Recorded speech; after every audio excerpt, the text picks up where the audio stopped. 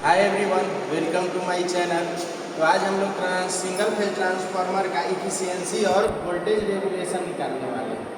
तो सबसे पहले अगर इफिशियंसी निकालना है तो हम लोग को आउटपुट पावर और इनपुट पावर पता होना चाहिए, और सेम अगर हम लोग को वोल्टेज रेशियो निकालना है तो हम लोग को नो लोड वोल्टेज और फुल लोड वोल्टेज पता होना चाहिए। तो आज हम लोग यही दोनों एक्सपेरिमेंट नंबर 5 और 6 करने वाले हैं। इसमें क्या क्या इक्विपमेंट लगेगा? 2 वोल्ट मीटर, 2 एमीटर, एक ऑटो ट्रांसफार्मर, एक सिंगल फेज ट्रांसफार्मर और 2 वाट मीटर और एक रजिस्टिव लोड। रजिस्टिव लोड की जगह हम लोग 100 वाट का बल्ब लिए हुए। हमारे साथ हैं शुभम और कैमरामैन है रोहन कुमार। तो चलिए आइए सर्किट डायग्राम दिखाइए। सर्किट डायग्राम यहाँ पर और डिफरेंट टाइप ऑफ इक्विपमेंट हम लोग बताएंगे। देखिए ये सर्किट डायग्राम है। ये ट्रांसफार्मर है, सिंगल फेज ट्रांसफार्मर। ये ऑटो ट्रांसफार्मर है। ऑटो ट्रांसफार्मर यहाँ है जी, इसका रेटिंग 8 kVA का है। ठीक, ये volt meter, ammeter, watt meter, single phase transformer जिसका रेटिंग 1 kVA का है, जो 220/110 है। ठीक, सेकेंडरी साइड में हम लोग भी एक वोल्ट मीटर लगाए हैं, एक एमीटर लगाए हैं, एक वाट मीटर लगाए हैं और एक लोड लगाए हैं। तो सबसे पहले हम लोग पता करेंगे voltage regulation. No load find करेंगे और फुल लोड फाइंड करेंगे। उससे हम लोग को क्या निकल जाएगा? वोल्टेज रेगुलेशन निकल जाएगा। तो आइए हम लोग सर्किट डायग्राम करते हैं। तो सबसे पहले ऑटो ट्रांसफार्मर के पैरेलल में वोल्ट मीटर लगाएंगे। क्या लगाएंगे? Volt meter.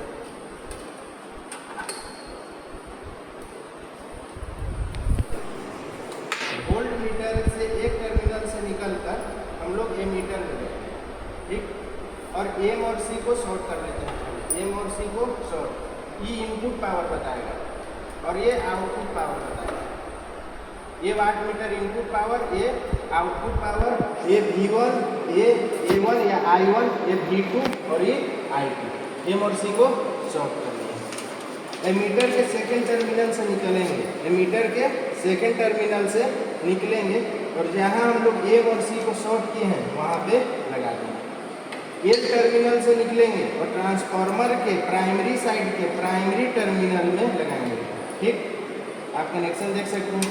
वोल्टेज से निकलेंगे और ट्रांसफार्मर के सेकेंडरी साइड टर्मिनल में लगाएंगे। और हम लोग ट्रांसफार्मर के सेकेंडरी साइड से ही निकलेंगे और वोल्ट मीटर के सेकेंडरी टर्मिनल में लगाएंगे। इधर का सर्किट पूरा कंप्लीट हो चुका है। अब आइए हम लोग सेकेंडरी साइड में करते हैं। सबसे पहले वोल्ट मीटर लगाएंगे इसके पैरेलल में।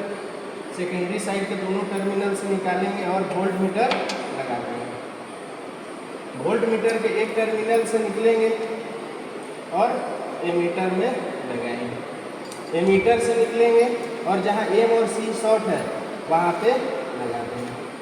एल टर्मिनल से निकलेंगे और एल टर्मिनल से निकलकर लोड में लगाएंगे। लोड टर्मिनल से निकलकर हम लोग लोड टर्मिनल से निकलकर हम लोग भी में लगाएंगे। ठीक, तो सर्किट यहाँ पर कंप्लीट हो गया। यहाँ से निकलकर हम लोग भी में जाएंगे। ठीक, तो सर्किट हमारा यहाँ पर कंप्लीट हो चुका है। आप सर्किट को देख सकते हैं। यहाँ पर भी सर्किट डायग्राम है। रुको, ये सर्किट डायग्राम है। आइए हम लोग सप्लाई देके देख लेते हैं। मीटर को हम लोग देखते हैं, चालू होता है, चालू हो जाएगा। हम लोग 220 वोल्ट देते हैं।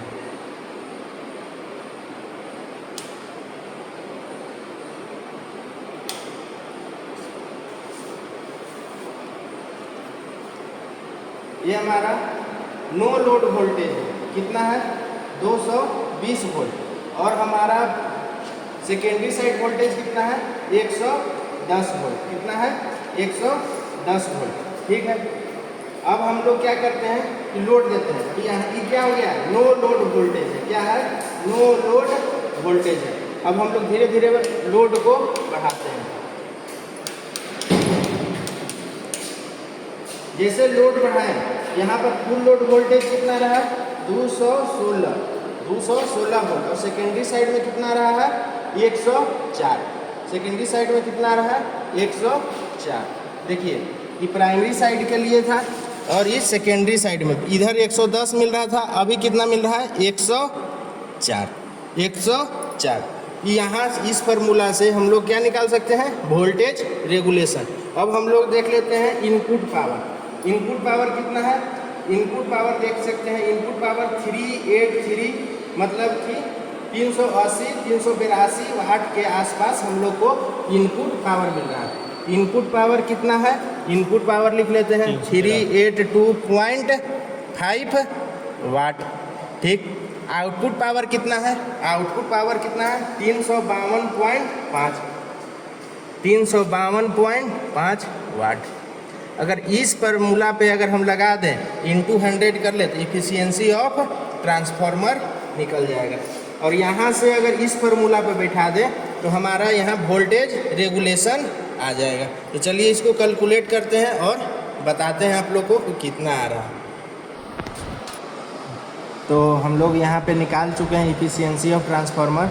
आउटपुट पावर हम लोग को आ रहा था 352 और इनपुट पावर आ रहा था 382।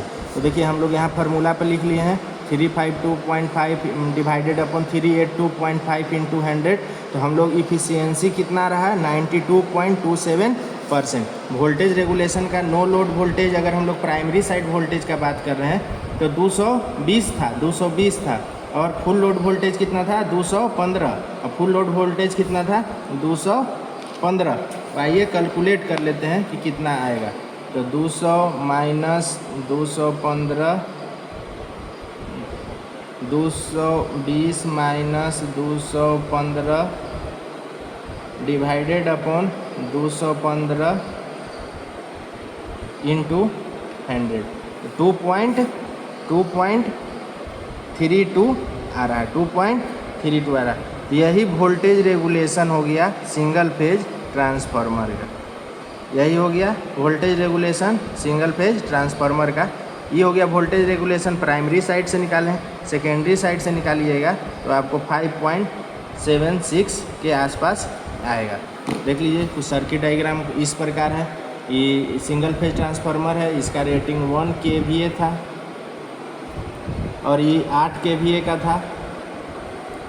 यहाँ पर एक volt meter ammeter watt meter में एम और सी को शॉर्ट किए थे, एल से प्राइमरी साइड ऑफ ट्रांसफार्मर में लगाए थे और सेकेंडरी साइड से निकलकर वोल्टेज वाट मीटर के भी टर्मिनल में गए थे और भी टर्मिनल से निकलकर यहाँ पे दिए थे। यहाँ बोल सकते हैं कि यहाँ फेज दिए थे और यहाँ पे न्यूट्रल दिए थे।